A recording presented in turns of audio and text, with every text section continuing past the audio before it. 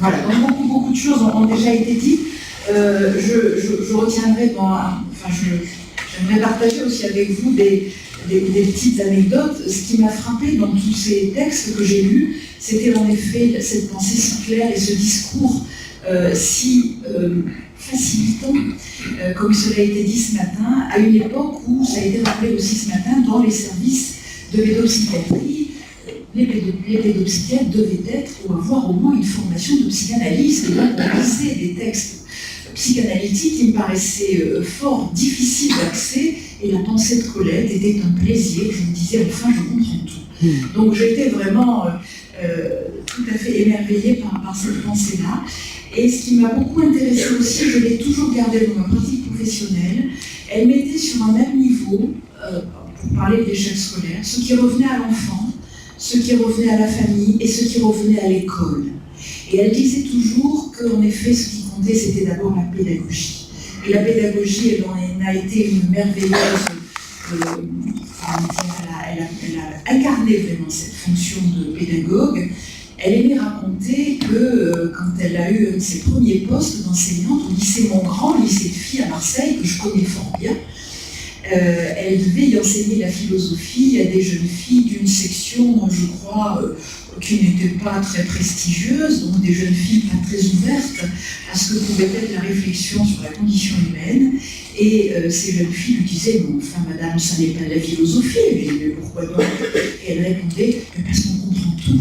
C'est vrai qu'avec Colette, on comprenait tout.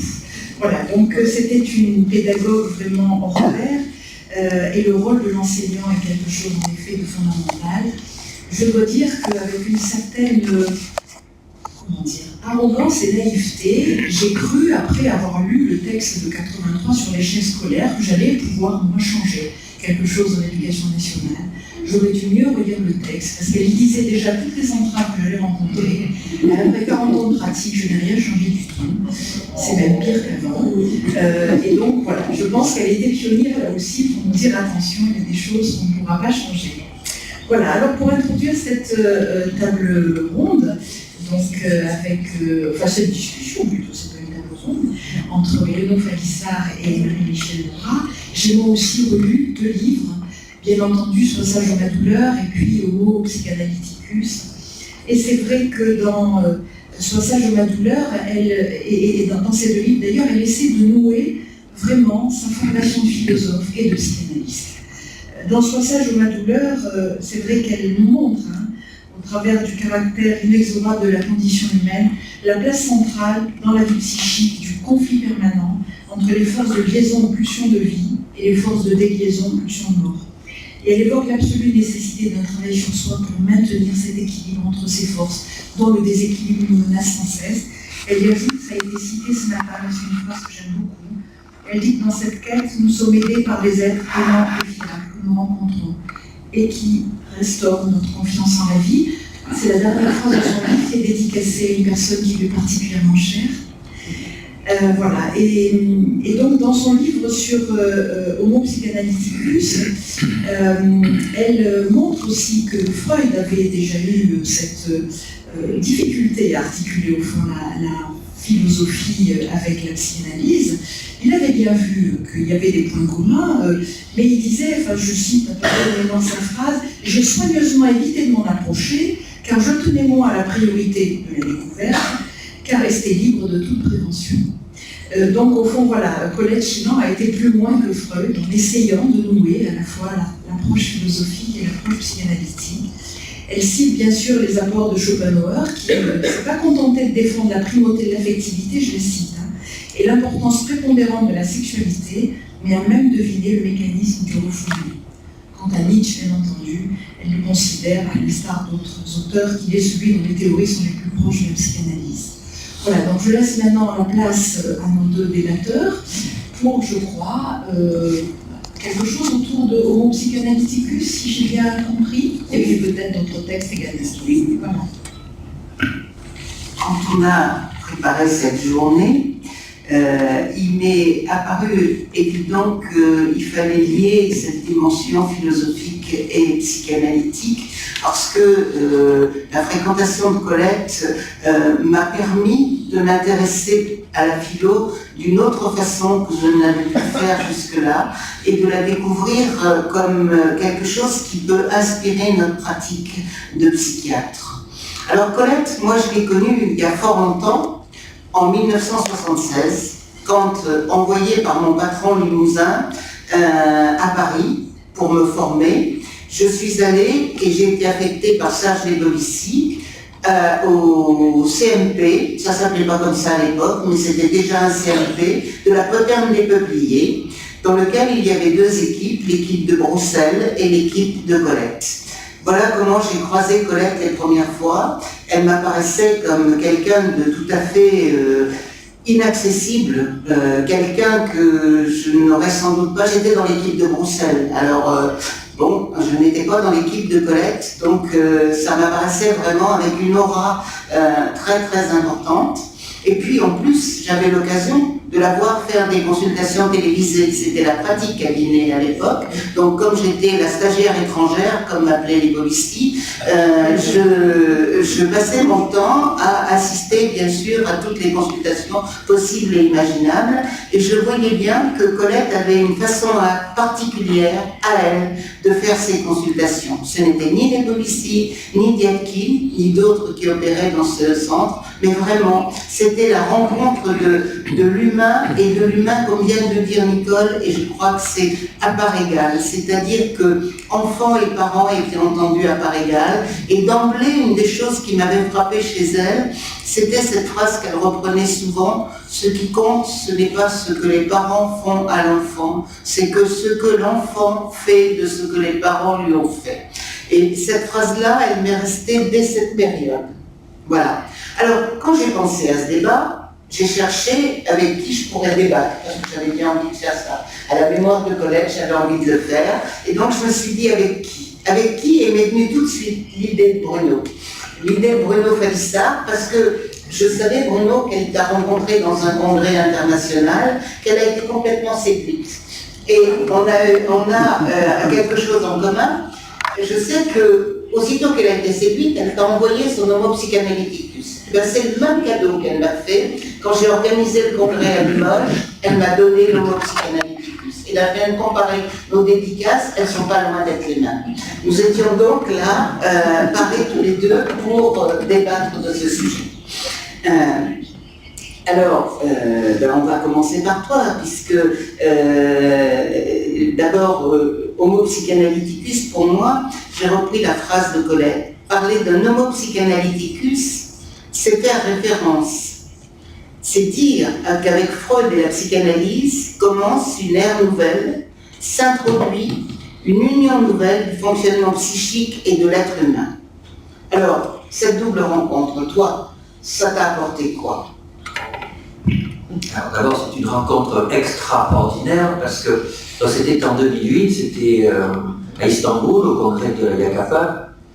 Et premier fait, j'avais entendu parler, de Colette Schilling, c'est-à-dire son nom avait déjà été prononcé, mais pas plus. Et je vais y revenir parce que c'est quand même un symptôme de quelque chose. Et donc, je faisais à cette époque, j'étais beaucoup plus statisticien que maintenant, puisque c'est mon métier d'enseigner les statistiques. Je faisais une conférence sur la mesure de la subjectivité, donc l'utilisation des échelles en psychiatrie, etc.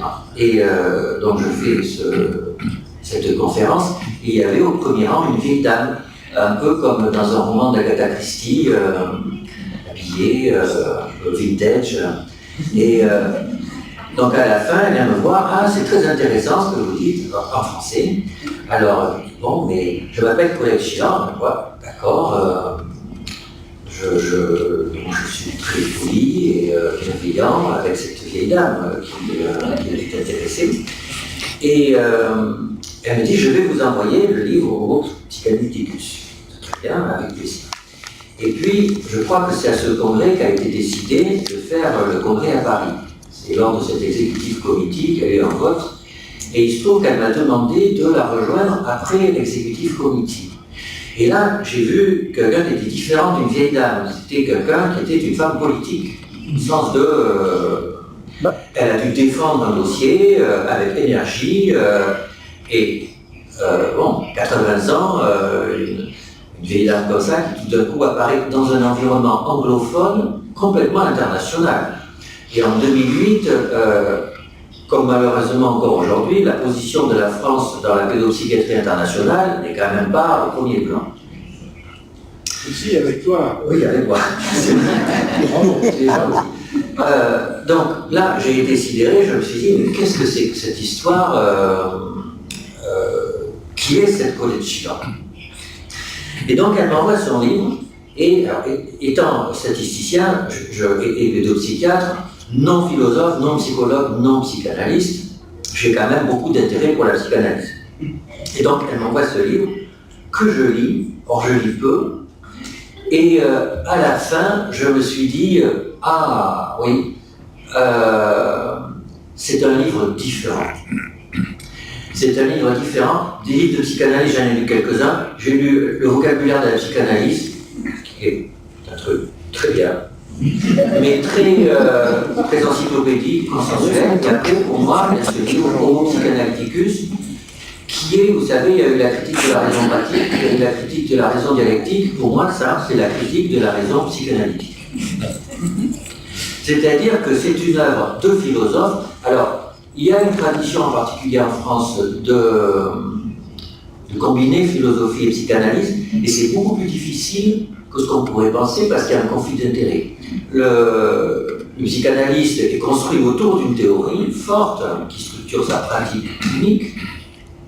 Le philosophe, lui, doit prendre de la distance par rapport aux théories, aux idéologies, aux auteurs. Et elle a d'abord été philosophe, d'abord historiquement. Et j'ai envie de dire, c'est une vraie philosophe. Ça se lit, c'est-à-dire elle a une rigueur de pensée que l'on apprend aux philosophes. Une rigueur de pensée critique, en disant qu'est-ce qui a été dit avant, qu'est-ce que ça dit en plus, qu'est-ce que ça dit de cohérent, qu'est-ce que ça dit d'incohérent. Et ça a été dit tout à l'heure, c'est-à-dire qu'il y a des définitions, par exemple. Et ça, quand même, il faut bien reconnaître, même avec la planche épontaliste, la psychanalyse souffre d'un manque de clarification conceptuelle, qui fait qu'on a du mal à rappeler les morceaux des différents auteurs. Eh bien, elle, systématiquement, commence son travail comme un philosophe, en disant, ben voilà, je vais parler de ça, et ça, je le définis comme ça, et je cite les références. Et ça fait du bien. Et comme le disait Daniel Marcelli tout à l'heure, c'est rare, parce qu'en plus, c'est fait avec une extrême simplicité, une volonté de faire que l'autre va comprendre ce qu'on veut écrire. Et alors ça, c'est le premier point. Le deuxième point, c'est qu'elle est capable de dire que Freud dit des bêtises. Et c'est pas donné à tous les psychanalystes de dire que Freud dit des bêtises. Et elle l'argumente. Et moi, ça m'a fait du bien. C'est-à-dire parce que je n'ai aucune prétention, mais j'avais quand même aussi l'impression que Freud disait des bêtises. Et donc, quand personne vous le dit, vous vous dites, je ne dois pas voir quelque chose. Et quand vous lisez son texte, vous vous dites, ah ben voilà, elle me fait du bien, parce qu'effectivement, la place de la femme dans la psychanalyse, c'est quand même curieux. Elle le dit très bien. Alors, après, donc ça a été un premier point. Le deuxième point qui m'a interrogé, c'est que cette femme est incroyable, elle a écrit une œuvre incroyable, et je ne la connaissais pas. Alors que j'ai été interne, chef de clinique, etc., en pédopsychiatrie. Et comme ça a été dit tout à l'heure, elle est plus connue à l'international qu'en France. Et donc là, il y a une vraie question qui interroge notre communauté. Pourquoi jeune psychiatre, je n'ai pas connu son travail? Pourquoi je l'ai connu, pas par hasard, mais par un biais détourné, par le fait que j'étais statisticien et pas psychiatre? Et pourquoi elle est plus connue à l'international que dans notre pays? Alors, bien sûr, la première explication, c'est que c'était une femme. Et que une femme de son âge, d'ailleurs elle l'explique très bien, hein, elle a dû commencer par faire de la philosophie, parce qu'être médecin à son époque, quand on était une femme, ça n'était pas évident. Donc, premier point, bien sûr, elle était une femme. Deuxième point, elle n'était pas une femme docile. Et il faut appeler un chat, c'est-à-dire que pendant longtemps, ça a changé. Hein, mais on a toléré les femmes quand elles étaient dociles. Hein, c'est-à-dire, nous acceptons les femmes, mais si elles disent la même chose que nous. Et elle n'a pas fait ça. Et en plus, les collègues masculins de l'époque, qui étaient bien sûr intelligents, devaient se rendre compte qu'elle avait raison. Et c'est d'autant plus gênant quand une femme indocile a raison. Et puis bien sûr, on rajoute le fait que nous avons vécu pendant longtemps, et encore un peu, dans une médecine mandarinale, où le mandarin est un homme qui a du pouvoir et qui exerce son pouvoir sur une communauté de soignants. Et elle a souffert de ça, bien entendu. Elle a souffert de ça. Elle aurait pu, parce qu'elle aurait pu faire plus. Nous avons parlé de recherche. C'est quand même incroyable que une soignante, professeure de psychologie, psychanalyste, fasse une thèse d'épidémiologie clinique. À cette époque, c'est quasiment inconcevable. C'est une étude d'épidémiologie clinique. C'est aussi la preuve que la clinique mène à ça. C'est-à-dire que là, elle lie justement la clinique et la nécessité de chercher, parce qu'elle a refait ça une deuxième fois, on en parle beaucoup moins, mais elle a refait les statistiques à partir du centre Alfred Binet pour vérifier la différence qui existait entre les populations de garçons consultants et les populations de filles, et pour montrer comment les choses se passaient et comment le sexe faible était le sexe masculin. Quand il dit qu'elle a souffert, elle en a souffert, mais pas tant que ça, au sens d'une souffrance. En tout cas, elle en a fait des choses positives de cette souffrance. Elle l'a transformée dans une possibilité de produire des écrits et de produire des réflexions qui amenaient qu'on la remarque, mais jamais qu'on la met à la première place. Oui. Voilà, quand je dis elle en a souffert au sens de sa carrière et de sa trajectoire, elle aurait pu changer la pédopsychiatrie française. Et ça n'a pas été possible parce qu'elle était une femme. J'en suis persuadé. Alors, le deuxième point qui m'a frappé, c'est que, donc, elle a envoyé Homo Psychalyticus, et donc, par courtoisie, je lui ai envoyé un de mes textes qui s'appelait Cerveau et psychanalyse, qui était un texte sur comment, à partir de modèles formels de réseaux de neurones, on peut retrouver des concepts psychanalytiques. Et donc, elle l'a lu et elle a voulu que l'on en discute. Et même, elle a voulu davantage, elle m'a dit « Je veux assister à vos cours de statistique ». En particulier, les cours sur de psychométrie. Alors, j'ai dit « Bon, d'accord, vous pouvez venir, c'est à cette époque, vous voyez, vous pouvez venir, c'est au mois d'octobre, et elle ne vient pas. » Alors, je me dis « Bon,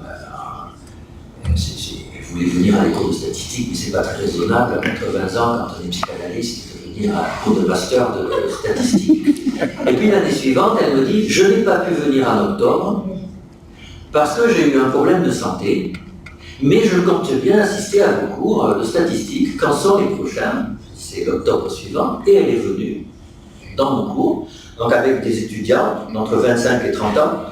Une dame de 80 ans arrive et s'installe, et là, donc les étudiants sont sidérés, ils pensent que c'est quelqu'un qui qui a une désorientation temporo-spatiale et qui se trompe d'endroit, et elle a assisté, et elle pose des questions, et bien sûr, et ça a été dit, c'était quand même spectaculaire, c'est-à-dire, elle a eu le niveau 0 de la détérioration cognitive. 0. C'est cliniquement très impressionnant d'avoir une telle acuité intellectuelle tant si âgée. Et donc, après, nous avons eu donc des discussions sur la recherche et sur les neurosciences et la psychanalyse, de savoir dans quelle mesure l'un était épistémologiquement compatible avec l'autre, on pourra y revenir tout à l'heure si c'est pertinent, et sur Lacan. Parce qu'il se trouve que j'ai une sympathie pour Lacan, et que elle, pas du tout. Dans son livre, elle a un chapitre entier sur cette question. Alors, néanmoins, c'est là aussi que l'on voit, donc elle décrit cliniquement comment ça s'est passé. Elle voit des étudiants qui sont fascinés par Lacan, qui lui demandent des conseils sur les concepts lacaniens, et elle ne voit pas trop ce que ça veut dire, donc elle dit je vais assister à un séminaire de Lacan. Elle assiste, comme philosophe, elle écoute et elle dit je ne comprends pas, peut-être que je suis bête, je ne comprends pas, c'est lui qui raconte n'importe quoi. Donc à ce moment-là, elle va dire non, conceptuellement, ça ne tient pas la route et elle devient hermétique à Lacan. Mais c'est là que l'on voit la plasticité qui est de dire ah oui, mais peut-être, et je la rejoins complètement là-dessus, peut-être qu'il ne faut pas le voir comme ça, peut-être que c'est avant tout un surréaliste, et peut-être qu'il dit des choses comme ça, comme un poète surréaliste, et que d'ailleurs je constate que certaines personnes que je respecte ont utilisé des concepts lacaniens pour faire quelque chose de valable. Donc ça, moi je trouve que c'est vraiment de l'intelligence, c'est de dire, moi je trouve comme ça que c'est n'importe quoi, mais attention, peut-être qu'on peut le voir différemment, et d'ailleurs je constate que ça peut servir à quelque chose. Et bien ça, c'est quand même quelque chose d'extraordinaire. Alors, je pourrais en parler encore beaucoup, mais il n'y a que moi qui parle. Donc, aujourd'hui, moi je trouve que ce que son livre me fait interroger, c'est un livre sur la psychanalyse, c'est un livre écrit par une pédopsychiatre sur la psychanalyse. On a parlé du soin tout à l'heure, et vous savez aujourd'hui, à l'échelon international, il y a une vraie question autour de la place de la psychanalyse dans le soin pédopsychiatrique. D'ailleurs, nous étions avec le professeur Renschmidt en Afrique du Sud la semaine dernière, au Congrès sud-africain de psychiatrie infanto-juvénile, avec un dynamisme extraordinaire, avec des jeunes qui font de la clinique dans des circonstances que vous n'imaginez pas, avec une liberté intellectuelle qui est réelle, ils font des études qualitatives, etc., mais le mot psychanalyste n'a jamais été prononcé et n'était présent dans aucun poster. Et donc, Marie-Michel, moi je voudrais te poser cette question, c'est à la lumière de ce que nous laisse Colette, qu'est-ce qu'on peut voir comme place pour la psychanalyse dans le soin de l'enfant? Alors, avant de voir ce qu'on peut voir, parlons de comment elle a abordé la question, et elle est très claire là-dessus, et elle ne reviendra jamais dessus tout au long de sa vie. Sans la psychanalyse, elle ne peut pas être psychiatre. Sans la psychanalyse, elle ne peut pas être psychiatre. Et tout à l'heure, tu parlais de sa formation qui a été d'abord une formation philosophique. Cette formation philosophique, elle l'a faite aussi, pas simplement pour enseigner, mais parce qu'elle se posait la question d'aider. Colette, elle a toujours souhaité aider, soigner. Et elle pensait que la philosophie lui permettrait de comprendre les questions existentielles de l'être humain et qu'avec ça, elle pourrait mieux être en relation avec ses congénères, ça lui apporterait quelque chose à elle et quelque chose aux autres. Elle s'est aperçue que la philosophie lui permettait de le raisonner, de le construire et que ça ne servait pas à aider. Elle s'est tournée vers la médecine à ce moment-là à cause de ça. Et dans la médecine non plus, elle n'a pas rencontré cette capacité du soin. Le soin était tellement limité somatiquement, en tout cas c'est comme ça qu'elle aimait à le raconter et que moi je l'ai entendu me le redire. Et le deuxième aspect, c'est que en psychiatrie, c'était encore pire, puisqu'à cette époque, elle a trouvé une psychiatrie qui enfermait, une psychiatrie qui n'avait ni les médicaments, ni la thérapie, la psychothérapie. Donc elle s'est trouvée face à quelque chose où on essayait un peu la sociothérapie, un peu le triage des patients, mais quelque chose qui était du gardiennage, il faut bien le dire. Donc, heureusement qu'elle avait eu la démarche psychanalytique qui lui a permis de s'inspirer de ça pour comprendre un petit peu ce qu'elle était en train de faire. Et je crois que là aussi, elle est atypique, Colette. Elle est atypique dans la démarche qu'elle a eue par rapport à la psychanalyse. Donc on ne peut pas penser la pédopsychiatrie sans la psychanalyse. Sans la psychanalyse dans ce qu'elle apporte de l'histoire du sujet et de la compréhension de comment le sujet va constituer un espace psychique à l'intérieur de lui qui reprendra les expériences interactives de la vie qu'il a. Pour moi, c'est ça la transmission que fait Colette, c'est la mise en tension à l'intérieur de soi de ce qui vient de l'extérieur de soi. Donc ça met tout à fait à distance la dimension de la culpabilité, la dimension de la responsabilité. Car ce qui se transmet, c'est à la fois ce qui est dit, ce qui est fait, mais aussi ce qui est pensé, ressenti et éprouvé de façon inconsciente. Colette, elle croit à l'inconscient. Elle le dit dans son livre, dans l'Homo Psychanalyticus, elle dit, Freud pense d'ailleurs qu'il faudra renouveler sa théorie, dans plein de domaines, mais il y a quelque chose qui ne changera pas, ce sont les pierres angulaires de la psychanalyse. On ne pourra rester que sur les pierres angulaires de la psychanalyse.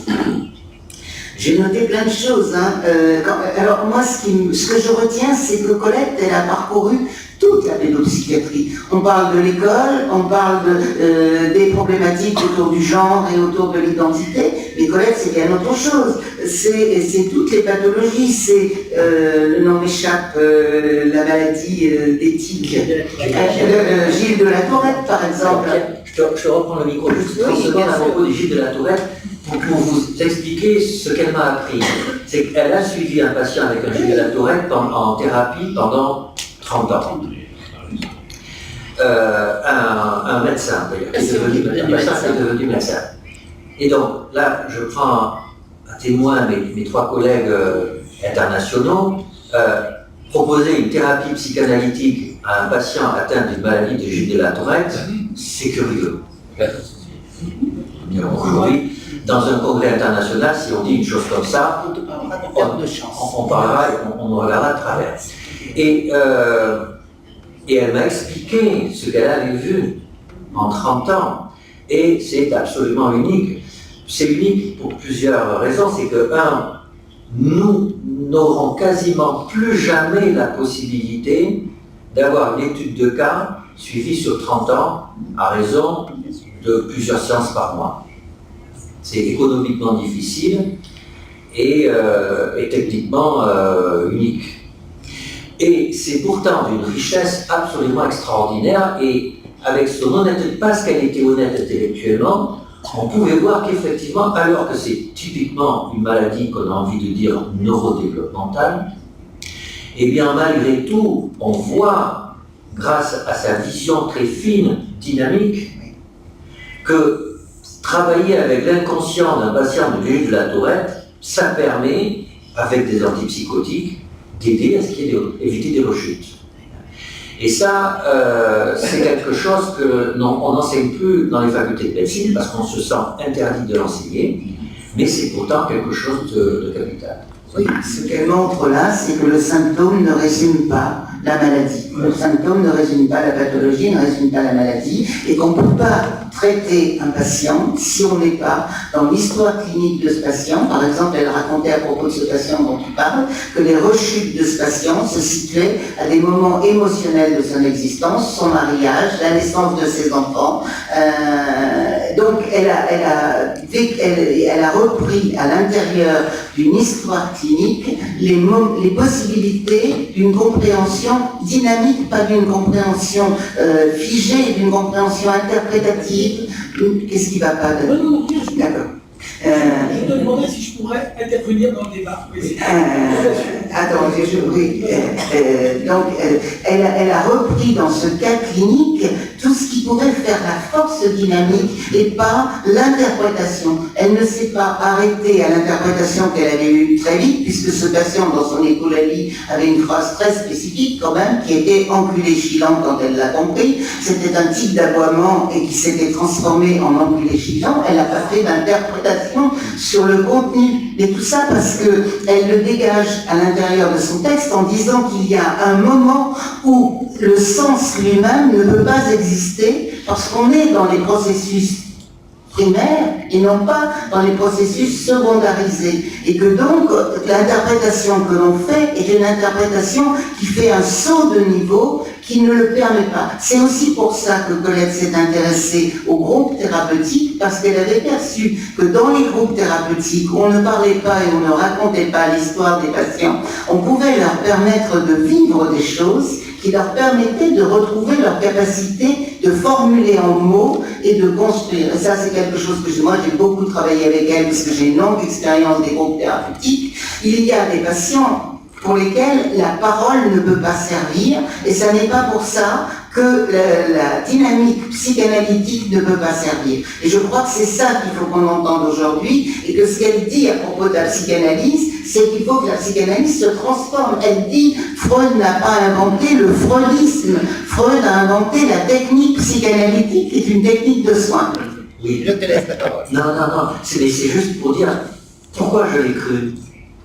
Parce que moi je suis avant tout scientifique, hein, c'est-à-dire quelqu'un me raconte un cas clinique de 30 ans, un cas clinique de 30 ans d'un Gilles de la Tourette, je vais dire c'est une histoire, c'est pas un fait, c'est vous qui me dites ça.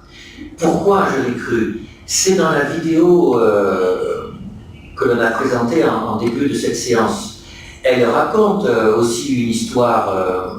Elle dit, j'ai vu, voilà, j'ai vu ce patient schizophrène, etc. Et elle s'arrête et elle dit, oui, vous pourriez me dire que ça s'est passé comme ça et que je l'interprète comme si, mais ça aurait pu très bien se dérouler normalement sans que je fasse quoi que ce soit. Oui, et ça, c'est le début d'une pensée scientifique, vraiment, qu'elle intègre dans la pensée psychanalytique. Elle a une pensée contrafactuelle. Peut-être que sans moi, ça se serait passé. Mais elle dit tout de suite, oui, mais ça n'était pas qu'une fois. Je l'ai vu plusieurs fois. Et c'est pareil pour le Gilles de la Tourette, c'est-à-dire, elle va dire, oui, d'accord, mais non, mais c'est que chaque fois que c'était comme ça, et on voit que c'est quelqu'un qui observait avec neutralité, avec précision, et qui rend compte de son observation. Et c'est, je pense que la psychanalyse... Et qui évaluait, et elle a tout un chapitre sur l'évaluation des buts de vie et des buts de sens, qui est très intéressant, et qui montre bien que d'une part, il faut, pour l'enfant, tu posais la question pour l'enfant, il faut prendre en compte l'enfant pour ce qu'il sent lui-même, il faut prendre en compte l'enfant pour ce que les parents en ressentent, mais aussi parce que son environnement, et enfin parce que nous, on en ressent. Donc ça fait 4 niveaux, et elle intègre toujours l'évaluation dans ces 4 niveaux, ce qui est rarement fait dans les évaluations. Autrement dit, elle est pour l'évaluation, mais pour une évaluation qui soit quantitative, pourquoi pas, elle l'a fait elle-même, mais qui soit qualitative et qui rende compte de l'observation qu'on a des phénomènes et des différents niveaux dans lesquels les choses se situent. Peut-être que je suis un peu grossier d'intervenir comme ça dans notre débat passionnant, mais comme ce débat est entre philosophie et psychanalyse, et articulation, je voudrais peut-être m'appuyer sur ce que vous avez dit l'un et l'autre et apporter un éclairage peut-être un peu différent. Marie-Michel, tu dis au fond, la psychanalyse apporte l'histoire de aussi bien la construction du sujet avec l'environnement, le sujet lui-même, une sorte de construction de psychologie du développement, ou de psychanalyse, de psychologie génétique du développement. D'accord, mais ce n'est peut-être pas complètement la psychanalyse.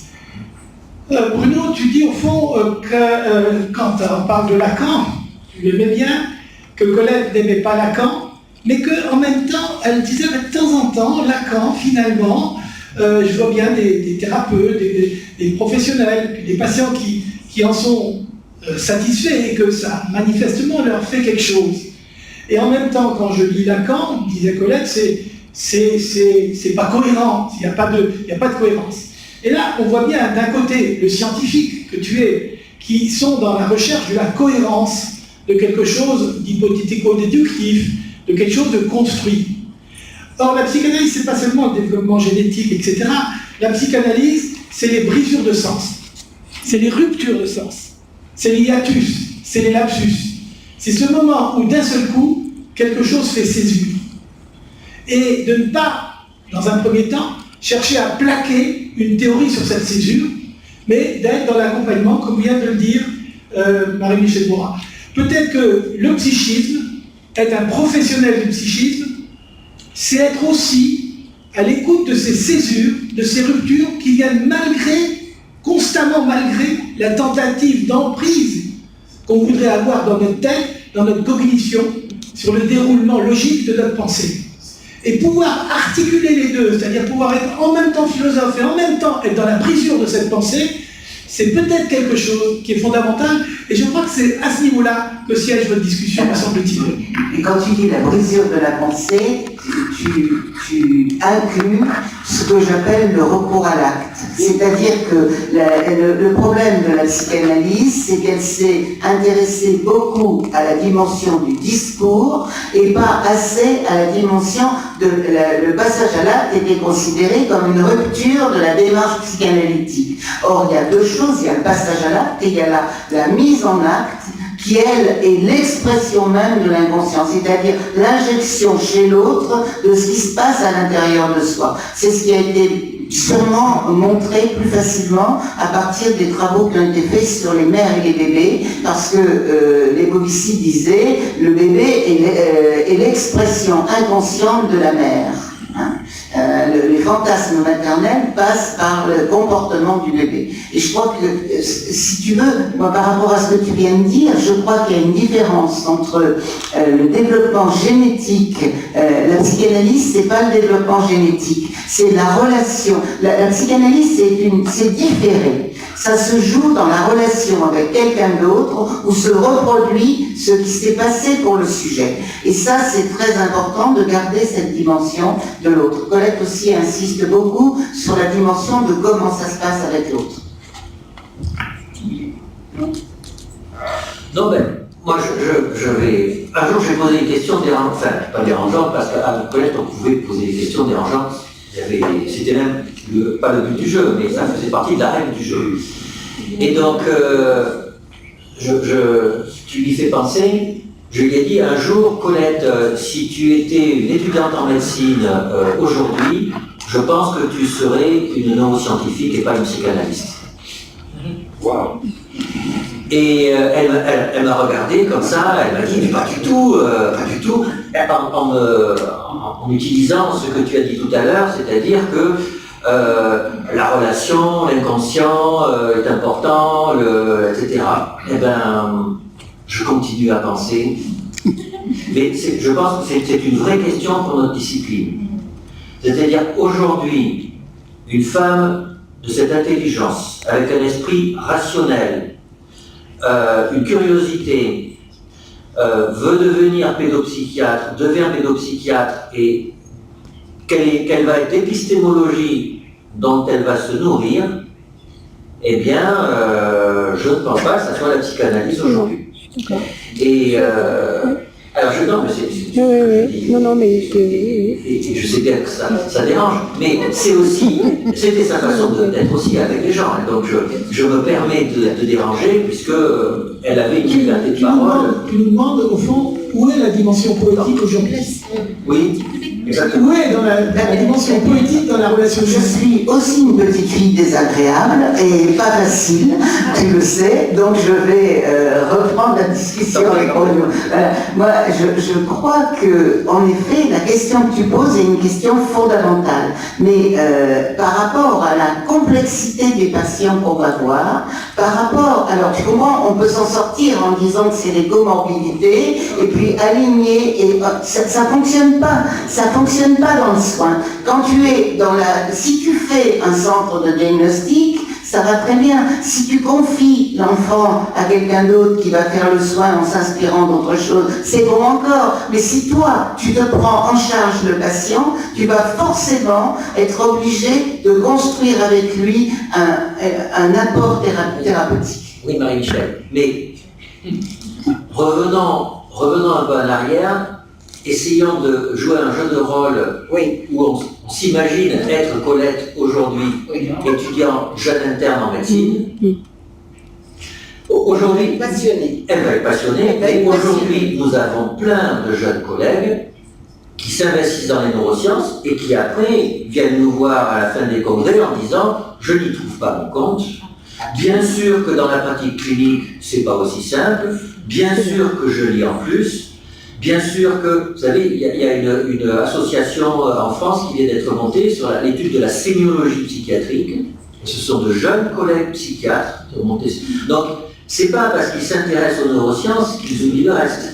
Mais je pense qu'aujourd'hui, une jeune femme avec une volonté de rationalité qui était la sienne, eh bien, spontanément, elle serait attirée vers les sciences cognitives, qui incluent l'inconscient aussi. Bien sûr. Et je pense que ça doit interroger notre communauté. Parce qu'il faut proposer une offre alternative à ces jeunes qui ont une soif de rationalité et de pensée scientifique. Il faut pouvoir leur proposer une alternative à ce que proposent les neurosciences aujourd'hui. C'est même pas, est-ce que c'est une alternative vraiment, ou est-ce que c'est une combinaison des neurosciences et de la psychanalyse? C'est-à-dire que si la psychanalyse c'est véritablement aller à la rencontre de ce que l'autre ne connaît pas de lui, des ruptures dont parlait Daniel tout à l'heure, c'est-à-dire que ces ruptures, elles sont liées à ce qui nous dépasse. Ce que notre société refuse aujourd'hui, c'est les trois frustrations narcissiques. Tu sais, Freud dit ça dans un texte, j'ai plus en tête la référence parce que là je suis sorti de mon texte et je parle comme ça, mais bon, ce que Freud dit, il dit la Terre ne tourne pas autour du Soleil, on s'en fout, Galilée, c'est fini.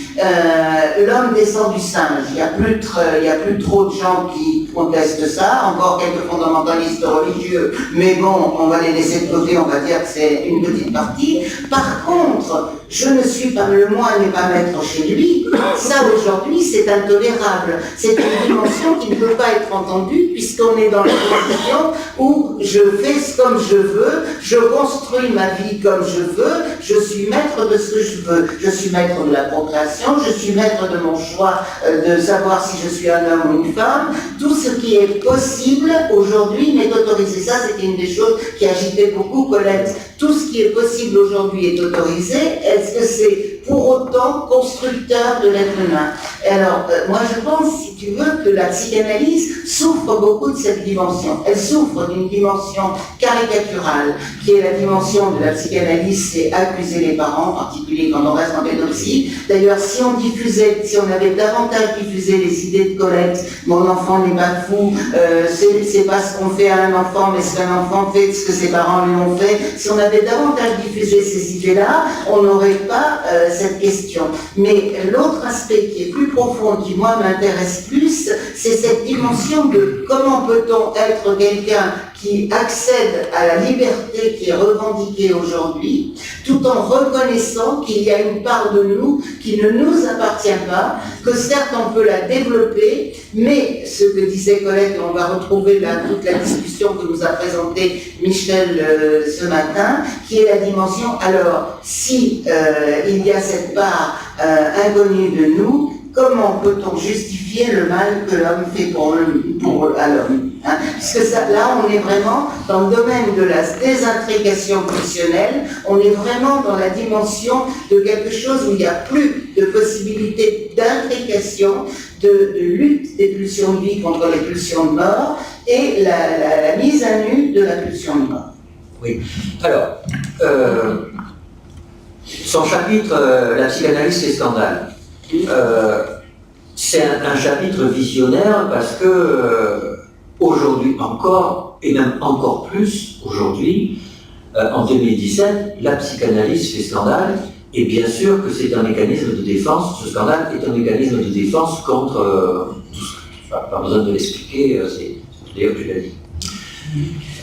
Et que bien sûr, du coup, je comprends que la position du psychanalyste est délicate puisqu'il est considéré comme l'objet d'un scandale et c'est jamais agréable ni confortable d'être l'objet d'un scandale. Alors néanmoins, et elle explique très bien, néanmoins, elle s'interroge aussi sur la place de la science dans la psychanalyse avec cette cette dichotomie que je trouve épistémologiquement très forte de l'étude de la psychanalyse de l'intérieur de la psychanalyse et de l'étude de la psychanalyse à l'extérieur de la psychanalyse, qui sont deux problématiques différentes. Et elle ne ferme pas la porte d'une étude scientifique de la psychanalyse à l'extérieur de la psychanalyse. Et alors, elle fermait la porte, pour en avoir discuté avec elle, elle fermait la porte à une étude scientifique de la psychanalyse à l'intérieur de la psychanalyse, et je n'étais pas d'accord avec elle. Je pense que l'on peut faire, même avoir une approche scientifique de la psychanalyse de l'intérieur.